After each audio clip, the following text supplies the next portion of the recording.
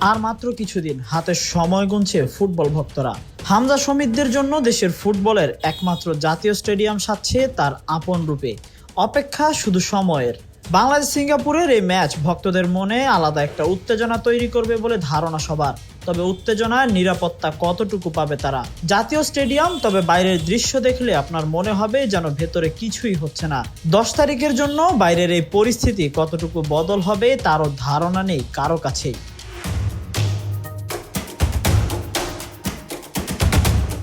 তবে বাফুফে সতর্ক, তবে কতটুকু সতর্ক হামজা শমীদদের সিকিউরিটি নিয়ে তারা? প্রশ্ন যেন রয়েই যায়।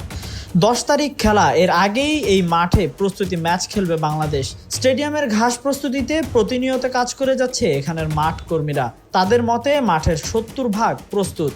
তবে বাইরের গেটগুলোর সাথে প্রতিনিয়তই চলছে ব্যবসায়িক প্রতিষ্ঠানগুলোর কাজ। 4টি গেটে নিরাপত্তা কর্মীদের সাথে রাজধানীতে বাসের সংখ্যাও থাকবে অতিরিক্ত।